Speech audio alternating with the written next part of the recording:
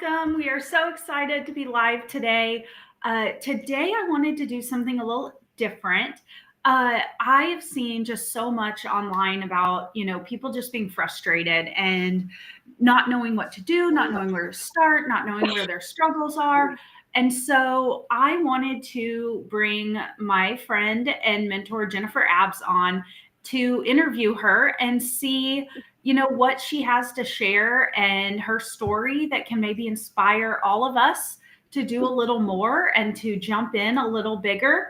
And so we are here to talk about both your income and your energy, because there's so much that your energy brings to your business. So I'm going to let Jen get into that.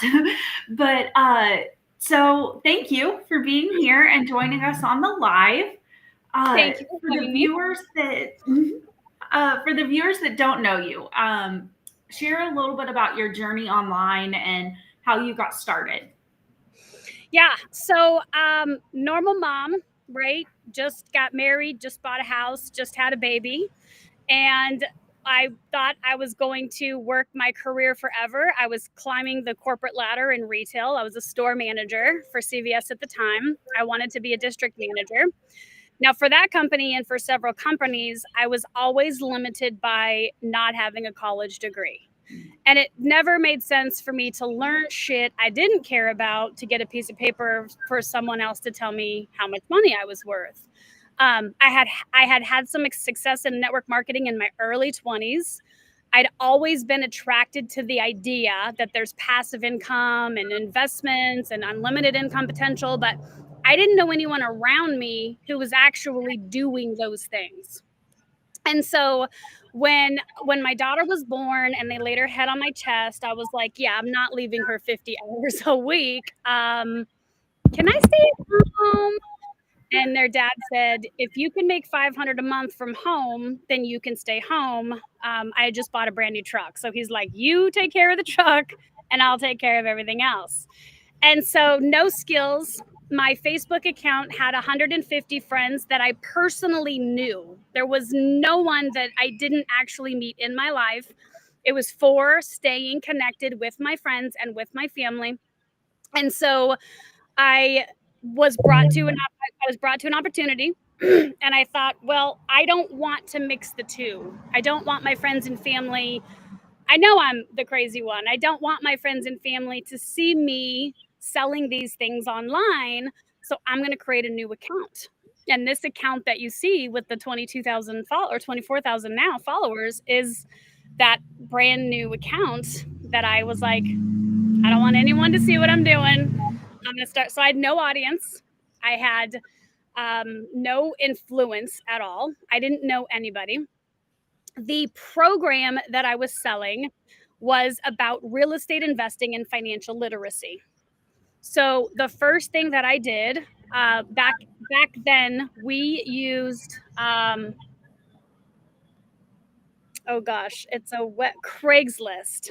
So I went to Craigslist and I called people on Craigslist, right, and said, it looks like you're a real estate investor. Can we meet? Can we have coffee? And I built a community out of what I wanted to do by interviewing people who were already doing it. And then I joined Facebook groups. And all of those groups had the word real estate investing. I didn't join any other groups. I was a real estate investor. I only wanted to be surrounded by real estate investors. And that's how I got started. That's the opportunity that doubled my salary in my first year. And then, yeah, so that's where I got started.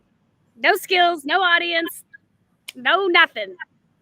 And I think a lot of people, that's their main fear, right? Is like, I want to do this, but I don't want Sally from high school to see me doing it, or Aunt Susie that, is always judging me or whatever. So how did it feel to start a brand new account and know no one? I personally thrive in the environment where so as a child, I went to a different school every year. And so I'm very good at not being the new kid on the first day, like finding one person to lock arms with, to be like, cool, I have one best friend. That's all I need. I just need one friend. And so it wasn't just the groups. but I was meeting these people for coffee and asking them about their business and how many flips they had done and how they were wholesaling and how much money they've made and what's their average flip and what do they see in the marketplace. Like, it's interesting because rich people will give you their time for free if you value it. Yeah. But so I just made it a point to know who was not pretending to do it, but who I could drive to the flip and walk the flip and ask them questions. Yeah. And so I would say it felt freeing because you're like, no one know, like when you start a new account, no one knows your history. No one knows your past. No one knows all your things that you're afraid of. You just get to show up as this. For me, I was showing up as the HGTV star because I was immersed in the shows back then, and I was like, these girls could do it. I could do it. I'm smart, you know? And so I put myself in the position as that character online, and I demonstrated it, right? So I wasn't talking about it. I was being about it. I was talking about flips. I was talking about investors. I was sharing the stories of what I was learning and what I was reading. And so I was indirectly creating a community around people where we actually did have the same thing in common, which was creating passive income through real estate investing. That's fantastic. So you quit your job, totally no plan, except to raise your daughter and somehow pay off your truck. So what did it feel like when you hit like that first milestone, like your first $10,000 month? What did that feel like?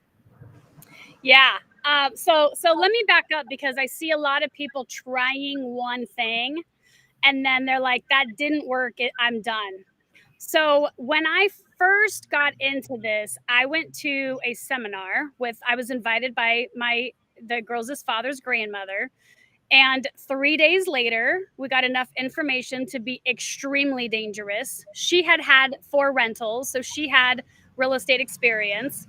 And she was like, Jen, let's do this and we'll split it. So she put $15,000 down. I put $15,000 down, and we bought a course, right? From a seminar, from a real.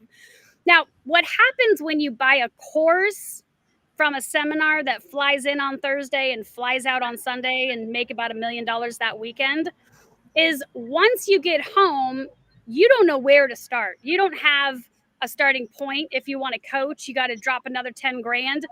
It's a 1-800 number. And then I later learned, because I recruited my sales coach into my opportunity, that it's literally people being trained to read a sales script. They're not real estate investors. They're not in the marketplace. They don't actually have the answer. They just know how to answer the question and read a script. And so that was my first investment into my future, right? I'm going to spend this money and I'm going to get this money back.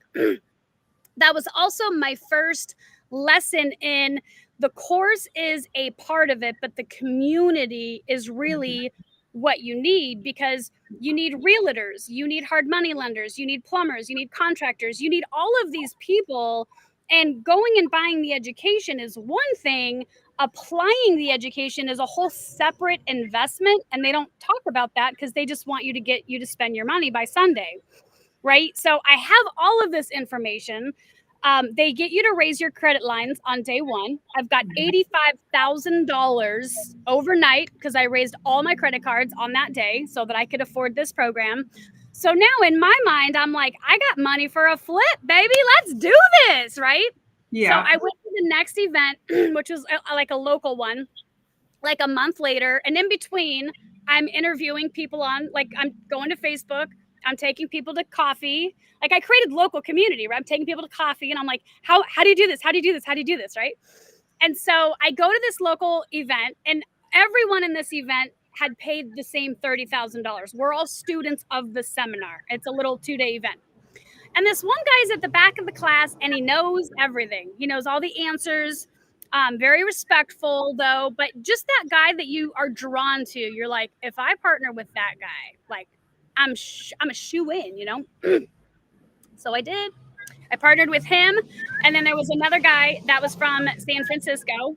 We had a lot of things in common. I'm from California. The kids' father's from the Bay Area.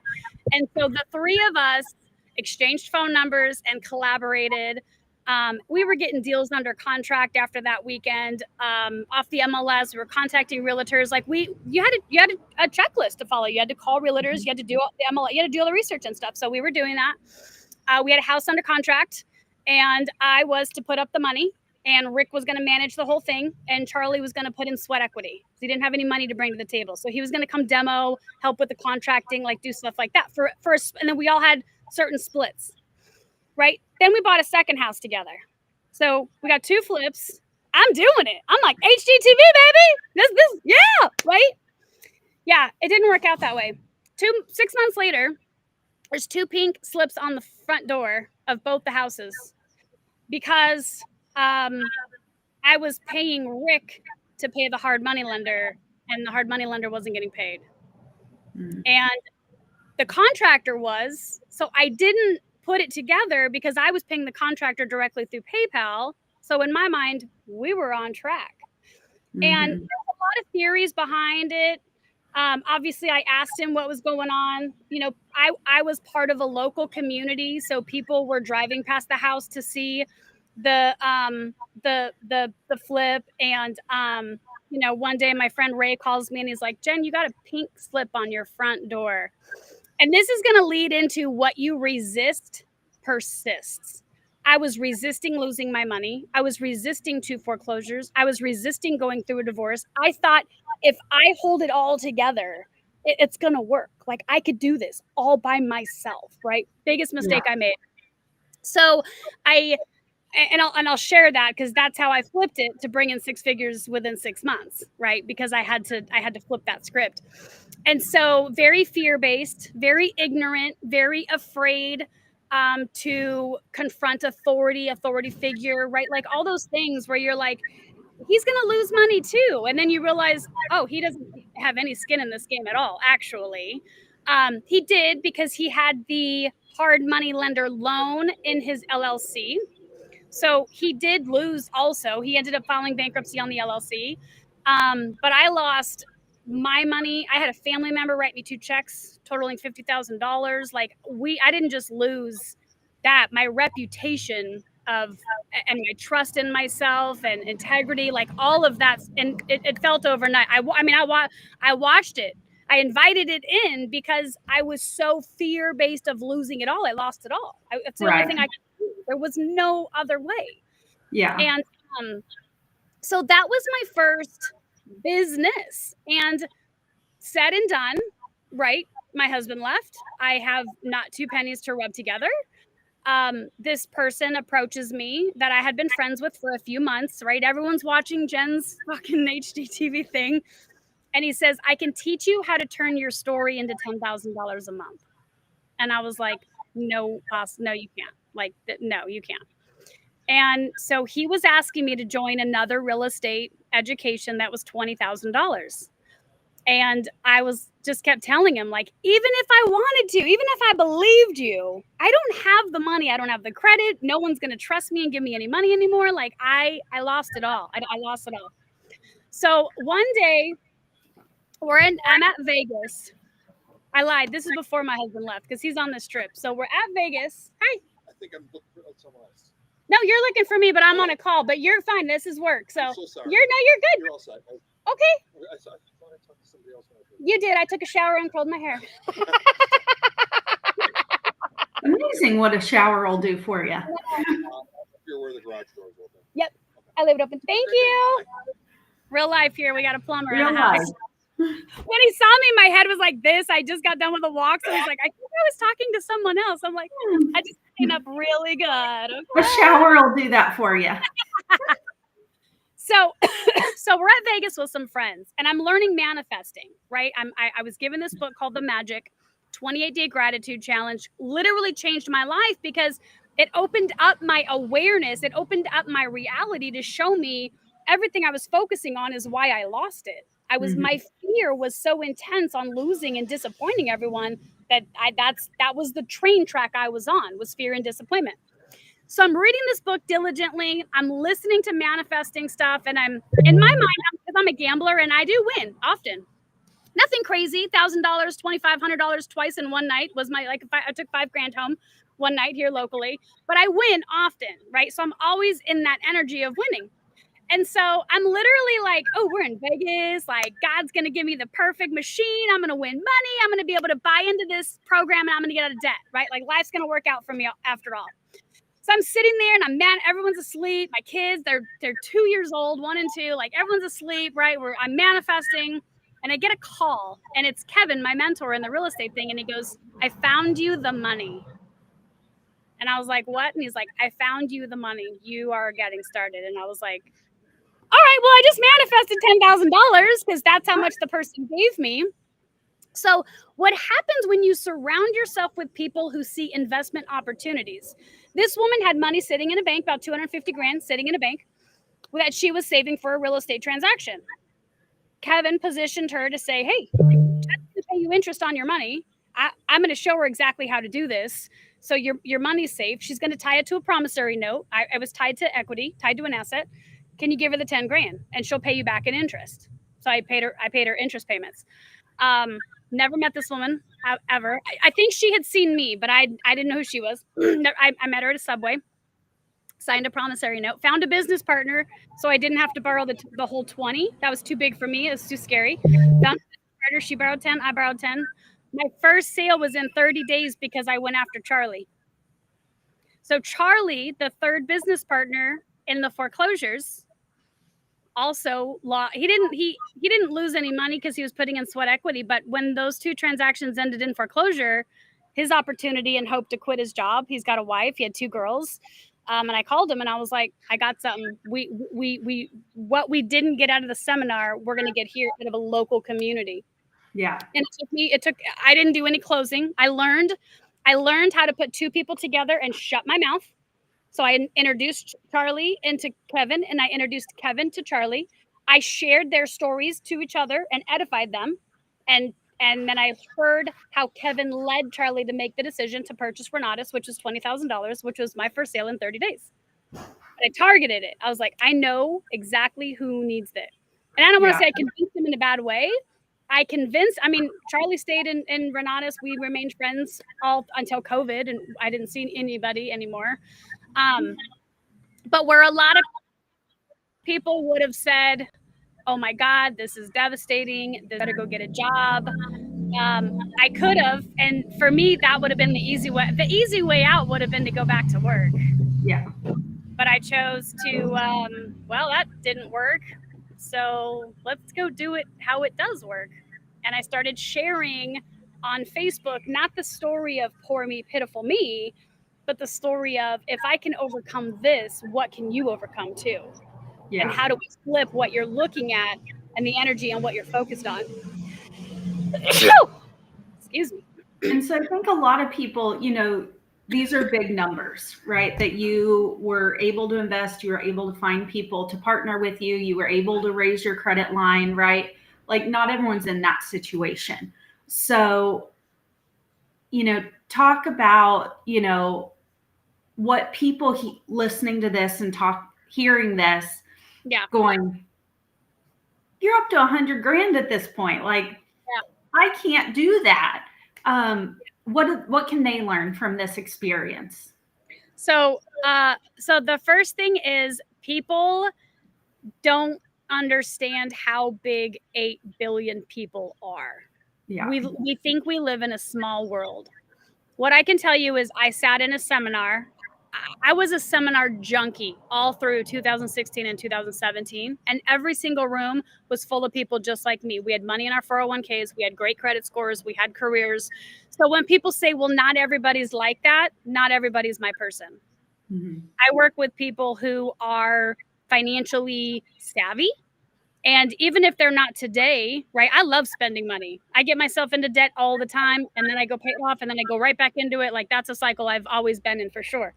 But you can say to yourself, we can say to ourselves, well, that's not me. Or we can say, how can that become me? Exactly. Right? It is you. Every person has potential. Every person has access to money. I mean, When I lost everything, I'm sure my credit score was 490, right? I had 13 credit cards at one point calling me every single day. And I know that number because I literally bought a credit card holder. I had so many credit cards, Home Depot, Lowe's, everything. I had them all, flight cards. Like, I had them all before I filed bankruptcy. So at that point, I'm way down here. I still borrowed 10 grand. I still turned it into $10,000. Then I turned it into 20. Then I turned it into 30. No credit score, no money, no pennies to rub together, not knowing how I was going to pay rent, and 2 girls in diapers. So it doesn't matter where you are realistically. It matters what you believe about what you can do with what you got. It's called resourcefulness. I'm very resourceful. And everybody moves into, a lot of that money mindset, right? So I've heard you talk so much about money mindset and what that looks like, and what financial freedom truly means. And, we hear all these buzzwords, right? About like, oh, you have to, do all this stuff, and you have to, make this much money, and you have to invest this much money. And, people get scared of that. Put it on a credit card, finance it, do the credit limit thing, because so many people have been burned by that. Yeah. So talk about that adjustment of the money mindset from I can't afford this to how can I make this happen? Yeah, no, this is brilliant. We actually have a course coming right now. So if you click on the link at the top of my profile, you're going to see the book that we just finished called You Were Made for Impact. And we're going to have a course on this specifically. Let me show you how I flipped it. So I told you about gratitude, right? I learned about this thing called gratitude. And a lot of people believe that they're grateful because they say the words thank you. But gratitude is an emotion. It's when you receive a gift from someone and it's the perfect gift and you didn't expect it, and you're just in this place of receiving and of love and of all of the feel-good bubbles, right? Romantic movies, like all the things that bring those emotions out in us. That is the emotion that we want to attract to money, because we love it's not money, right? Money's no different than this phone. But if I don't make a phone call or play a game or do something, this phone is useless. I can throw it out the window. Money's useless until it's exchanged for something. Now, if you grew up with a parent that told you we don't have money till Friday, and you heard that your whole life, you're programming your subconscious mind to not have money until Friday because you believe your dad is smart. Your dad's right. I don't have money till Friday. Money till Friday. Right. If your grandfather, like my grandfather taught me, if you can't afford to pay cash, you can't afford it.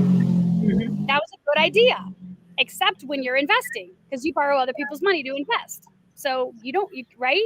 So you start, when you're in this process of bringing more money in, and you come from an employee mindset, right? Now, in my career, I started on day one, right, as an assistant manager. I'm at Harbor Freight Tools. My boss is showing me what to do when I'm doing it. He shows me the next thing and I do it. He shows me the next thing and I do it. My brain adapts it. I now work. I get a paycheck every week. I'm not figuring anything out. I'm not using my mental capacity because I'm following what he's doing. Follow the leader, follow the leader. So if you follow 25 years of that programming where you're not actually using this awareness, this self-awareness up here, then you just continue to follow into the matrix, into the system. But when you work for yourself, there are things, no one's telling you anything, right? No one's telling, you might have a mentor or a coach, or you might be trying to figure it out on your own. And so if we don't create what's called self-awareness, and that's the place that I believe is the most important work, no matter what you're doing. And you can watch The Last Dance by Michael Jordan. You can watch great movie. What's the Arnold Schwarzenegger? Like, I watch all these documentaries on Netflix because you have to see they don't think like other people think. No. They're number one and number one. I like to be like number 3. I like to fly below the radar. Number 1 puts a lot of pressure on me. I'm like, I just need to be on the leaderboard. I don't need to be the best on the leaderboard. But it comes from this self-awareness of there's a saying, the quality of your life is equally distributed to the quality of questions you ask yourself. Yeah. So if I say, why am I always broke? Your brain will go into the filing cabinet of the past and bring you the answer.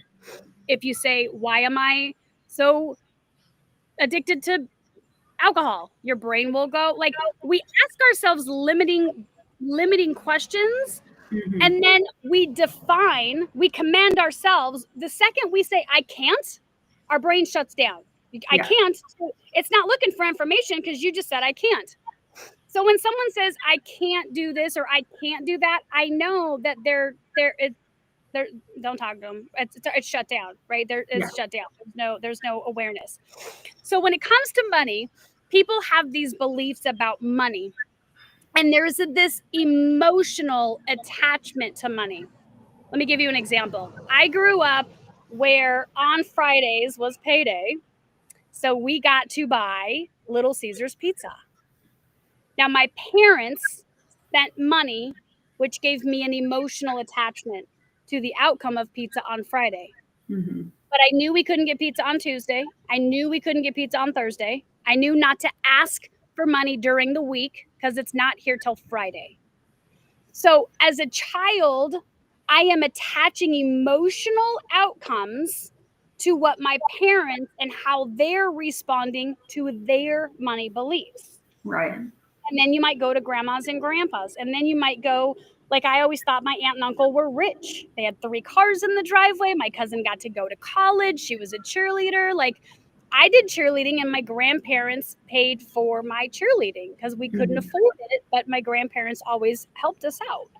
Right. So then you grow up with other family members and you're like, I think I'm the poor kid because grandma and grandpa are buying groceries for our house. Like, you start to make these connections.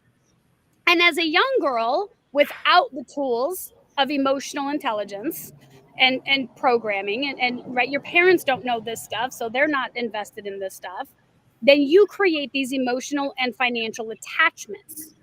And then Mhm. you grow up and you want it. And depending on what you believe about giving yourself permission to want, get it, you're trying to work, you're trying to Right. hustle, you're trying to grind. You're an employee for yourself, and you're probably not a nice boss to yourself. So then you don't like how your boss shows up to you. So then you don't want to work. And what we do is we're either seeking pain or seeking pleasure, or we're avoiding pain. So if pain is attached to making money, guess what we're not focused on? Because we're not a good boss to ourselves. We have shitty self-talk. Yeah. So we're not actually doing what moves the needle forward. I love that. And I love that visual of the employee mindset and, being an employee of your own. Because I think that's something that people struggle with when they first want to own their own business. It's a dream, right? That's the American dream. Start your own business, do all this. But then when they realize there's no one to give them assignments, no one to tell them what to do, that can be a real struggle emotionally. For people, and especially the people who have been in the kind of jobs where you go in and you do your job and you do your job and you do the checklist and you check things off and then you leave. That's not entrepreneurship. So, with all of that, people right now, we're in this social media era, right? Like, there's 8 gajillion social medias. There's more coming every day. And people have all these opinions and thoughts about, like, Facebook doesn't work, or TikTok is just for kids, or YouTube is, turning into only shorts, or, whatever these beliefs are around social media. And more and more we're hearing, like, Facebook doesn't work. Facebook ads don't work. Email doesn't work. And so that becomes like shiny object syndrome, right? Like, okay, I'm going to post on Facebook. No, I'm not. I'm going to do TikTok. No, I'm not. I'm going to do Instagram. So what are your thoughts on that whole social media evolution? Yeah. Oh, such a good question. So I've been through 10 years of the evolution. when I got started in 2017, we didn't have stories. We didn't have reels. If anyone went viral, it was on YouTube, right? And it was usually for being dumb because you're entertaining. And so, and I was able to make six figures within 6 months, right? The first 6 months was my trajectory. I'm bringing in $2,000 to $4,000 a month, barely making ends meet, but I'm making it. I'm grinding, right? Like I'm grinding. I can see that 10,000. I can feel that 10,000. I'm just like, I'm staying the course, right? And I stayed the course on Facebook, one platform, one message, one problem I solved. So my person also spent money on a course and got disappointed. I didn't talk about anything because I didn't have any other experience, right? So I really honed in. I also drowned the distraction. My feed is extremely intentional. I don't follow other gurus. I don't follow other coaches. Even now in this space, I don't follow a lot of people who don't believe in something that's going to bring out my greater good or my best self. I don't follow it. We talked about this, right? Unfollowing on those stories with all this, like, how is Facebook even allowing that? I don't know. Is email marketing dead? No. Email is how Netflix gets you to reset your password, or any other CRM system to reset your password. So when someone tells me people like email's dead, I'm like, okay, what that tells me is you're bombarded by emails, you're distracted, you don't have control of your emails, and you're projecting that onto the world. Yeah. I get a lot of people telling me, Jen, I can't afford it, or they'll find a way to afford it. And then 6 months, they're like, I didn't make any sales. You didn't make any sales because you didn't give yourself a good experience. You went in it with buyer's remorse. You have buyer's remorse. Your whole aura is, I hope this works. I hope this works. Meanwhile, I'm making 10,000 a month, so clearly it's working. But you're not giving yourself the discipline. You're not being a good boss to yourself. You're not being a loving boss to yourself. You're not cheerleading yourself.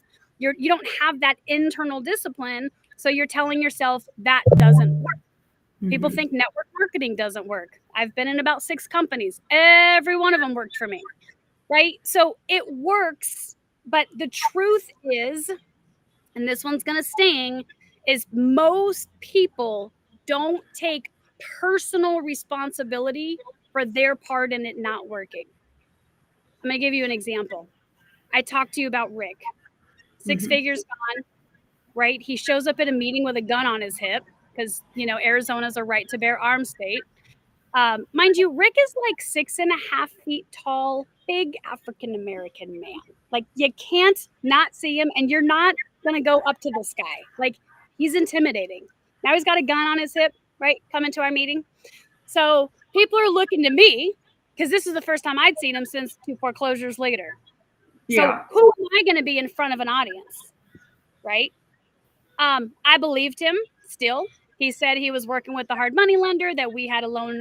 He gave me all the things. And honestly, I wanted to believe him. I wanted to. So I just chose to. Like, okay, well, you know what? I already lost the money. I already lost the spouse. I already lost the stuff. So I can hate you, or I can just keep believing that maybe you did have good intentions. And maybe this, I don't know. I don't know that I'll ever get closure and I'll ever get the truth. But I saw him at an airport like 6 months later, and everyone else hates this guy. Like, he's been blackballed. His picture went all over Facebook. Don't do business with this guy, right? Like, people that knew. So remember earlier our conversation I was sharing with you about bringing your mentor to people? I brought everyone to Rick. I closed money for Rick. Everyone, I edified Rick for 6 months.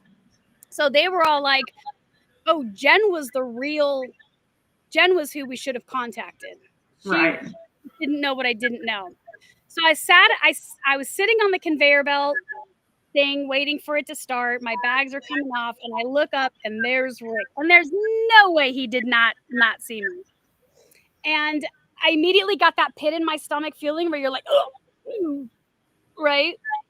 And then I just looked away for a second, and I thought, you know what? God bless this man. He's probably going to end up 6 feet under. He's going to mess with the wrong person who is going to have the husband that's going to shoot him or something. Like, I can't concern myself with his devious deceptions. I learned through it. I forgive him. I'm not going to make eye contact and hang out. But there was no negative feeling. It was truly like, I forgive you. It was a journey I went through in my life, and you happened to be there. And how can I take the good that came out of that journey, which is all the relationships I built, all the people who called me, they tried to help me, they tried to give me advice, and I just, no, Rick's got us, But there was so much more that came out of that once I opened up my own awareness and started journaling and writing things down. And I was like, okay, like, yeah, I couldn't afford to lose all that money, but I could afford to embody the lessons, and then let's see where that takes me. And so everything comes from an energetic state of mind. Thoughts do become things. And it takes some time. It's like if you've got a yacht out in the ocean and you want to turn the yacht around, like, you don't just turn the yacht around and go pocket towards $1 million, right? Right. You got to adjust the course. You got to put some things in place so that the yacht safely turns around and you come back. And that's really what this work does. That's what the work is. That's what the book is about. That's what I do with my one-on-one coaching clients, is like, people think that I'm not teaching them something, right? Like, what am I missing? Well, number one, within my first year, when I made money and after my bills were paid, I bought another coach. I bought another mentor, because I wasn't here to make money. I was here to be a business owner for the rest of my life and never get a job. So within my first year, I just did the math. I invested $106,000 into private coaching and courses and things to keep me around people. And then I continued that all through COVID and stuff. And so in doing that, you're bringing yourself into other communities. You're putting yourself into other communities where people are making more money than you. They know how to solve the problems that you've got because they've already solved them. They're onto a different problem, right? And so when you put yourself, and you got to spend money, when you put yourself in the position to learn from other people, it's called a mastermind. It's in Think and Grow Rich. Then some incredible things happen, because as you and I know with our partnership, you got a lane that don't explain it to Jen, because I'm lost, right? And I don't need to take the time to be in your lane because I have a lane, and I don't need to explain my lane because you might get lost. Yeah. Right? So it really is about coming together. But when you come together with other people, you have to have ownership and you're part of the team, or you're going to break the whole team down. Yeah. It takes one bad apple to screw the game up, you know? Yeah. And, you talk about energy and, law of attraction and bringing in more money and all of that. I think for people who truly invest in that and believe in that and manifest that, it's become very buzzy out in the community, right? Like very woo, like, oh, I'm manifesting, whatever. But for people that truly believe that and want to embody that, what is the biggest mistake you see people making when it comes to that kind of actual energy development within themselves? Yeah, that's such a good question. And so two truths can exist at the same time, right? I can see the world as everyone around me is poor and doesn't have any money. And I can go over here and see this community or this world as, wow, everyone has 401ks and 850 credit scores and owns 3 homes and has 17 cars, right? But we choose our reality. And if you don't get out of the conscious state of mind, which is what I actually see, then you can't build a dream even bigger. So what I see with manifesting is people are in fantasy land, right? They live in, I've already attained the car. I've already attained freedom. Like, a lot of people online can talk about passive income or financial freedom because they know it, but they're not experiencing it. Because if they were experiencing it, they'd be making sales. Yeah. They're not. They're talking about it, and that's why no one is buying from them. So when it comes to creating an energy is contagious. You can go into a room and you're immediately drawn to a person, and you don't know what it is about that person. You're just like, wow, like that person lights it up. They, or they give you a safe place to be a friend, or you've got the opposite. You walk into a room and you're like, oh my God, I don't know what it is, but I got to get out of this room. Like I just don't, right? So that energy is contagious. And the more that you're self-aware that you are emitting, see, everyone looks at everyone else's energy, but they don't take a look and go, well, what am I emitting? Yeah. So if someone is constantly in lack and in scarcity, right, then their language is about, I can't do this. I can't afford it. I don't have the time. I don't know where to start. They're looking at what is physically in front of them. This is a phone, right? It's a communication device. Like they're looking at everything that's in front of them and that's real and that's true. And then you've got the dream, right? $10,000 a month, traveling, whatever that dream is. But we got to connect the dots. So you think of a bridge, right? And you think of a bridge and you've got wood slats, right? Like a bridge, you got, right? So the bridge is built because you nailed down one slat at a time. Well, if you're over here and you're negative in your bank account and you don't have anyone you can borrow money from, maybe you live in a city all alone, you don't have daycare, and then you're seeing moms making 10, 20, 30 grand a month online, that bridge is too far. It's too far. You like that sounds amazing. I wish I could do that, but I'm here. So what happens is you have to logically get to one step. So most people goal set incorrectly. They goal set from here to 10,000 a month. I want 10,000 a month. But that's not how you goal set. You want to set targets, and you want to set targets that you can hit. So let's say I want 10 customers this week. If I say I've got a goal to get 10 customers this week and I don't have any self-discipline and I'm busy all the time, right? Friday's going to come. I didn't get shit done. I'm disappointed again. I'm reminding myself of what a failure I am, and maybe I'll do it again next week. And it's this constant state of I'm disappointing myself. I'm disappointing other people. I'm not enough, right? It's this constant state.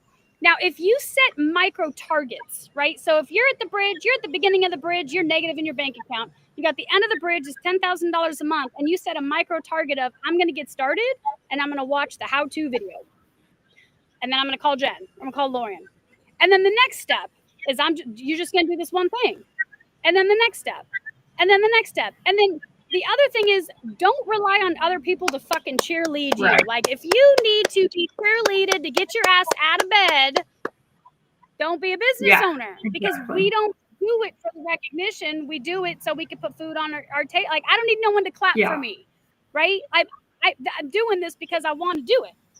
So when it comes to setting goals, when it comes to setting targets, they have to be something that your brain goes, I can get one customer by Wednesday. Yeah, I can get 2 customers by Friday. And that's all. That's all. Because now you're on step 3. You're 3 steps closer to your $10,000. Yeah. Now, when it comes to your $10,000, you want to visualize. Okay, so we're talking about visualization for a second. Neville Goddard is a brilliant man. All of his stuff is free on YouTube. You can buy his books are really thin. I've got like 6 of them. Neville Goddard does a phenomenal job at not only explaining the science, but a lot of people will visualize, right? Like it's just me and I'm sitting on the beach and that's it. Like, oh, I'm at the beach. Oh yeah, that's a cool beach. All right, I'm at the beach. Okay, Jen said to visualize for 3 minutes. I'm at the beach for 3 minutes. But really the whole time they're like, I'm at the beach and I got to get the groceries and I got to pick up the kids and I got to go. They're not at the beach. When you're visualizing, you want to engage all 5 senses. So if you're sitting on the sand, then you want to think about your hands picking up the sand and letting it fall through your fingers. Or maybe your toes are like a little bit buried in the sand and you kind of like bury the top of your feet and you feel like that coldness. Or maybe you're walking on the beach and the water's running up and down your feet, so you feel the water on your feet. The sun is shining, right? How hot is it at the beach? Do you feel a breeze blowing? What are you hearing? Are your kids playing in the background, or are you completely alone? Are there other people at the beach? Is there no one at the beach? Are you eating? Are you drinking? Is someone with you? Like painting this entire image, and then you want to do that 2 or 3 times a day, if that is the goal. But then you've got to get the next step done to get the goal. And then the most important thing, and this is where everyone gets it wrong, is you have to release attachment to it. It doesn't mean anything if you hit it. It doesn't mean anything if you don't. If you cannot enjoy the joy and the journey of every single plank on that bridge, you're out. You've connected your business to pain. Your brain is avoiding the pain. You're done. Yeah, and I think You're that's done. so important because, I think we, especially, go-getters, high achievers, we set those micro goals, but once we hit it, we're already at the next goal. And we don't take the time to say, a week ago, I didn't have this one customer. We're just saying, yeah, but I wanted 2. Yeah, but I needed 3. And we don't think about that, celebrating those micro goals along the way and appreciating, what we have done and the progress we've made, and being able to look back and go, dang, like I did a lot last week. So I think that's so important. Yeah. It's important not only for you, but that's a great demonstration of self-awareness. Because if you're always chasing the next rank, the next money, the next thing, then it's not enough today. So then it's never going to be enough, and you're always chasing. Yeah. And we're human beings. We were meant to be. Right? Be love, be light, be acceptance, be fulfilled, be all those things. But if we grew up watching parents struggle, then we think it's normal. Well, my parents struggle, I struggle. Like this is part of the chain of struggle, right? But it's not actually our natural state of mind. Overwhelm is not a natural state of mind, right? Anxiety is not a natural state of mind. Hustling is not a natural state of mind. And the only place that we can manifest is in this moment, in this time. So we have a past, and our memory bank will attach everything to the past. And it's okay to go visit the past, but we don't want to live there, and we don't want to get there emotionally. And the same with the future. So depression is an attachment emotionally to the past, and anxiety is an attachment emotionally to the future. So if we don't take the time to flip this open and go, what is causing this anxiousness? What am I afraid of losing? Because it's loss. It's based on fear. It's in the book Think and Grow Rich, right? There's 6 basic fears that we have them: fear of getting old, fear of dying, fear of acceptance, fear of rejection. There's 6 of them. And if we are tied to that lack and that fear, what you resist persists. I know a lot of people right now coming out of the pandemic that are resisting connecting again because we just social distance and it became normal. We just argued about who's president and that became normal. We're arguing about vaccines and that's normal. We're arguing about this and that's normal. And so this resistance is actually persisting. And earlier you talked about there's a lot of people that have opinions. There's even less people that have advice, and even less that have quality advice. So a lot of people on the internet are either agreeing or they're sharing their own opinion and point of view. By the way, no one asked, right? You just feel like you are safe in your couch to talk, say whatever the fuck you want. So you're on other people's shit giving your opinion, but your opinion is not validated because if you're giving me an opinion on passive income, but you don't have eggs in your basket coming in, your opinion is not valid to me. There's no trust and there's no credibility. And so we live in a world right now where people are just free to share their opinion, but their opinion comes from a place of maybe information, but not actually experiencing the information. So it's a mute point. Just because you know about passive income doesn't mean you have passive income. And if you don't have it, in my mind, you don't have credibility to tell me about my passive income.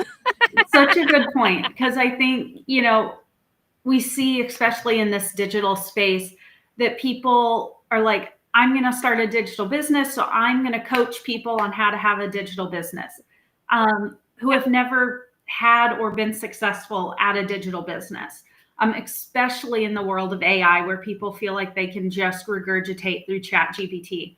So if people are just getting started in this industry and with this kind of work, the emotional work, the energy work, the actually making money online, not just thinking they want to make money online, what advice would you have for them on where to start? Well, I think the place to start is the best community, which is the community that we have. And if you scroll up to the link in my profile, you can see that there's a free community. I teach you for free exactly what to do. It's called the Freedom Run. We have a business that's $25 where I teach you for free after you buy the $25 exactly how to launch that out into the world. Now, here's what happens is people come into this with the ego of what they did last in their career, right? Like, I was successful. I ran multi-million-dollar retail stores, and that girl's going to show up and do this. Well, no, she's not, because that girl needs to humble herself. This isn't that, right? What you hit last week has no relevance on what you're hitting today. So I think that there's some humility that has to come into play. I also think people are just straight up lying from everything. They lie about how much they make. They're using the same income claims on the same shit. Like, what you made last year it's not relevant to now. And people aren't being honest about their journey. And people they're not going to buy my book, right? They're going to buy the idea that maybe if they download my book, and maybe if they took the time to create self-awareness, which is their job, not mine. I'm not attached to whether or not they're going to work. I'm not attached to whether or not they buy the book, right? Because they have to buy the book and go through the journal prompts.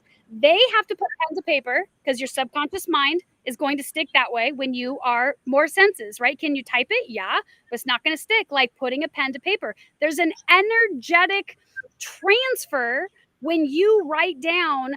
When I did marketing classes, before we even started the class, we wrote on a sheet of paper, I'm so happy and grateful for $10,000. I didn't even start the class until everyone had written that down 100 times. And my mentor told me to do it, and I resisted it. I'm like, this is dumb. Because I didn't understand. He didn't explain the transfer of energy. He knew what he was doing. But you know what? I was smart, and I didn't question him. I did it. And I made my first 30 days, I made my first sale, right? So we have people do these things where their logic mind, their work-based employee mind wants to do the thing. No, I just want to do the next video. I just want the customer.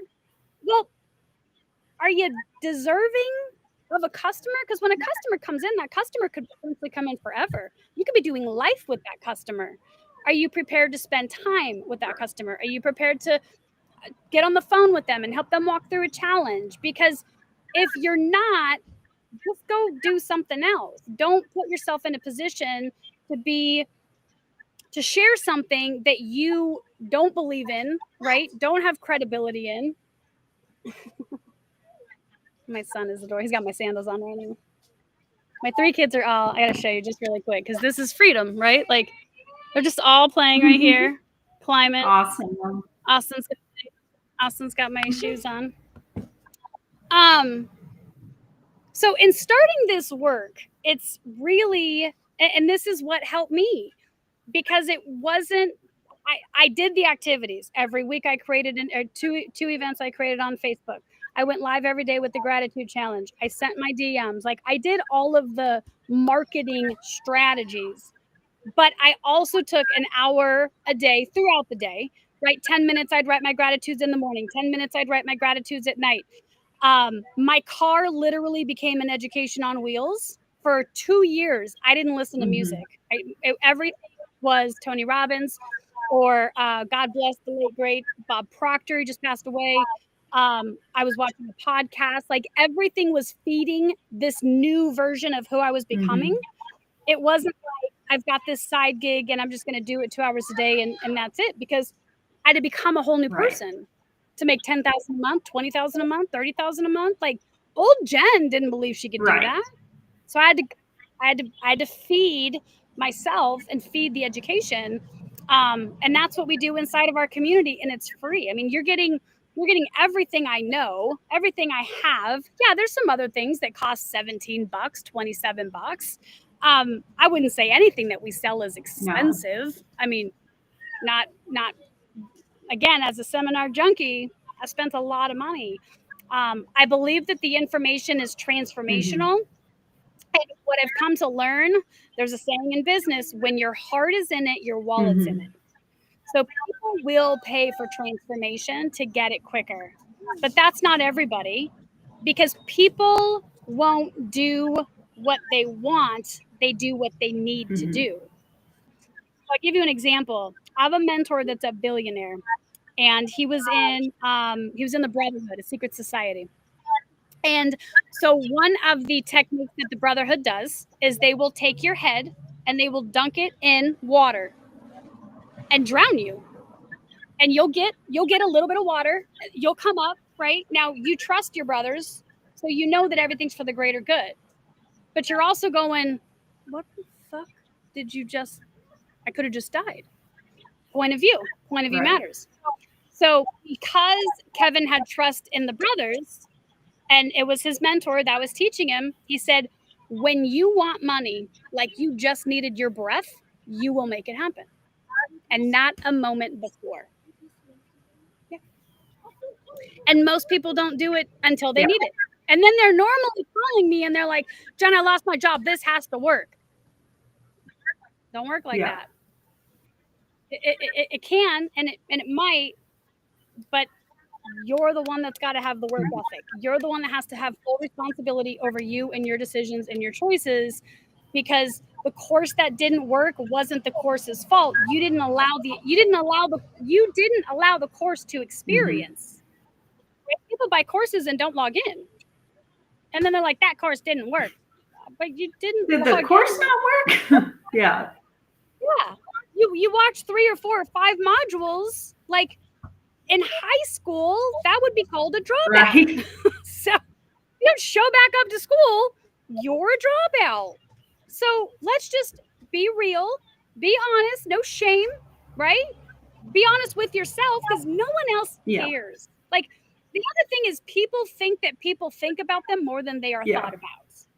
No one gives a shit about what I'm doing today, right? It's me and my kids, we're minding our own business. No one's worried, but people go onto camera with like this, what if 1 million people saw? I don't even know. I don't that resistance. I can remember going on camera for the first time, and I don't know what to say. I don't know. It's because I didn't know who I was talking to. Of course, you don't know what to say. Who you're talking to. But when your clarity on the pain, and I'm going to touch on this, because this is the biggest mistake that's being made in manifesting, is the pleasure side. And so if we do not connect to the pain, then no one trusts us to buy, because we buy on an emotional, we make decisions emotionally and then we justify them logically. So even if you think about someone who's going to shop at Walmart, their pain is they can't afford Target, they can't afford Trader Joe's, right? There's a pain, and Walmart's the solution, right? They might shop at McDonald's, they're spending money, but there's a pain, I can't take my kids to Red Robin, right? There's a settling, we've settled, and now the settle is our new normal. So if we're not achieving to do the Red Robin, then we're settling for the McDonald's. If we're not achieving to shop at Target, then we're settling for the Walmart. Now, the biggest thing that people make the mistake on in manifesting is there's no attachment to the pain in the beginning.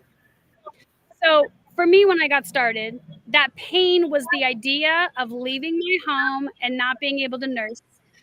What if Kaden takes a step and I miss it? What if she giggles and I miss it? What if she walks? What if she does a cartwheel? Like, I wanted to be a part of every single milestone. So that pain kept me moving forward, even through the foreclosure, even through all the stuff. The idea of going to work and missing my daughter's childhood hurt worse than me going back to work. And that pain still drives me, right? I can very, very, very vividly remember sitting at my kitchen table and just 800 numbers fucking blowing up, like 1 an hour, right? You have 13 calls. They're all calling you 3 times a day. You're trying to create payment plans. It's overwhelming. I remember what that's like. So when I share that story, I'm talking to the person who understands that, not anybody else, right? I can remember having a $50 bill, going to Dollar Tree and praying, because I got as much as I could for $50, but praying it didn't go over 50 because then I'd be embarrassed and I'd have to put stuff back. So she's bringing it up, and in my mind, I'm all full of anxious, right? Like, what if it goes over? I'm like watching her add it up. I'm like, okay, what's the most expensive thing? I'll take that off first. Is anyone lying? Is anyone going to think like you're embarrassed? You're humiliated. And in those moments are when we make a decision. I will never fucking go through this again. I will never put myself through this again. I'll never put my kids through this again. And until that decision is made from your own heart and soul, you just want it. And wanting it isn't enough to keep you in. So in, 1 or 2 sentences, what would you say to the person that says, but that $50 is all I have, and now you want me to give it to you? Yeah, no, don't give it to me. No, I would say, no, don't give it to me. That would be very irresponsible for me to say. There's this word called resourcefulness, right? I have a belief system that the universe always has my back. And again, I've had to program this. Everything always works out for my greater good. This is temporary. More money's coming. More customers are coming. Everything I need is already here, right? Because there's a veil. Right. So when you're in that moment of being at the grocery store and your income is limited, that's a very real moment. And if you do not have self-awareness that you can create something else, don't give anybody your money. Feed your kids, pay your bills. But I would say buy the book, The Magic, or I would say come into get our free app. So we have an app created that has journaling prompts and daily affirmations. And I would challenge anyone who says that they can create a life without writing it down. No, they can't. Go bring me a millionaire that has built the life of their dreams and didn't write anything down, or didn't visualize with all 5 of their sentences, or didn't, create a plan, right? Even a business plan on paper is writing things down. I remember hiring my first coach in real estate. And he said, you need to write a business plan. And I thought, well, I had to Google a business plan. Luckily, he brought his. So he was like, here's an example of a business plan. It was thick. It's like 13, 14, 20 pages. I don't remember. But it was a plan. And what I've come to understand is most people will plan for all the good. I'm going to make 10,000 and I'm going to take my kids to Disneyland. And then we're going to go on this vacation and then we're going to do this. But they don't plan for life. So then they call because their parakeet died and they can't do business. And then they call because their kid is sick and they can't do business. And then they call because another excuse and then another excuse. It's like, what's the plan for that? What's the plan for the 2 foreclosures? What's the plan when the money runs out? What's the plan? And if you don't have a plan for that, you'll never succeed because you have to plan for the failure and for the crash. Most people will call me at the crash and be like, Jen, I tried to help you. Tried to tell you were going off a cliff. And I think that's such a good point that, like, if someone's not ready to help themselves and admit that who they are right now is not the person who's going to hit that 10K milestone, and they're not ready to do that inner work, then they're not ready to own a business or to make money online or to do the work, because it starts with acknowledging who you are and being willing to say, today me can't do it. I have to do the inner work. I have to I have to have that so that tomorrow me is successful. And let me back up real quick because it's both, right? Two truths can exist at the same time. So when I was doing the inner work, I was still making money because I focused on my strengths. Fuck my weaknesses. I learned another valuable lesson is you learn to hire out your weaknesses. You're either going to develop it or you're going to hire that shit out. I'd rather hire it out, right? Maybe I'll develop it later on, but I don't need to build a funnel. I don't need to do all the things. I can pay someone else to do it and share, collaborate, right? Share and equal wealth. So I don't want anyone thinking like, oh my gosh, I got to stop working my business so I can go through the inner circle and go through this coaching. No. It's both, because whatever you're doing in your business, you already have a skill at. What we're going to teach you how to do is to bring the skill to life, to bring in the income. It's part of and that shift bridge, your focus some of those planks. That's part of the bridge. Yes, right, absolutely. So I'm a big fan of earning while you learn. I just think it works out better for all of us that way. So you should be doing that. Definitely. Yes. So I know we've been on a while. Thank you so much for, sharing all of this. I think it's so helpful to actually just get it out. And so where can people find you, find this information? How can they dig in deeper and work with you? Yeah, it's a great question. So you can comment app below because I don't have the app quite yet in my Stan Store, but I will. You can go to stanstore.com/dailypay with Jen. Stan.store.com. It's right there, Daily Pay with Jen. That link is on any profile that you're looking at right now. My community is free. Our app is free. So you can also just comment wherever you're watching this. We'll make sure we get that app link to you. I'll get the app put into my store today.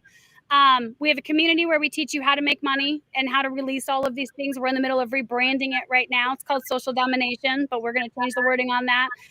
Put some new modules in there for you guys. If you want to learn how to start making money online, there's all kinds of resources in that link. There's several ways to get started. I do a few one-on-one coaching. I don't do a lot of them, but I will for the right person, if they, someone that wants the results much faster. But I do this daily, right? I've got about, 8 income streams that I sell on social media, as well as overcoming my health challenges, right? Finding love again, like all the things I'm manifesting in my life. And it's free for you to learn how to do it, because what I do isn't special. I've just learned how to channel my emotions in a way that allows me to have this sense of control, this sense of security, which is when you're in trust and when you're in alignment. You ever heard like when I'm in the zone, like, ooh, I'm in the zone. Customers are calling, sales are going, like I'm in the zone, right? Well, you can actually create the state of mind and put yourself into the zone. That's a process. That's the bridge, right? There's cognitive dissonance. So there's a bridge. But when you get to a place where you put yourself in the zone, you don't wait for the zone to come to you, because you're never going to do it when you feel like doing it. But you can put yourself into that zone, and that's when things get really good. I won't share those stories. Awesome. Well, thank you so much. We will do these more often. If you enjoy them, let us know. Let us know what other questions you have that we can share or bring other experts on to talk about. So this has been fun. Thank you so much, Jen. Yes. Thank you. Absolutely. This is my pleasure. I would love to do this more. Awesome. So, my favorite thing to talk about. Perfect. Yes. Well, thank you all.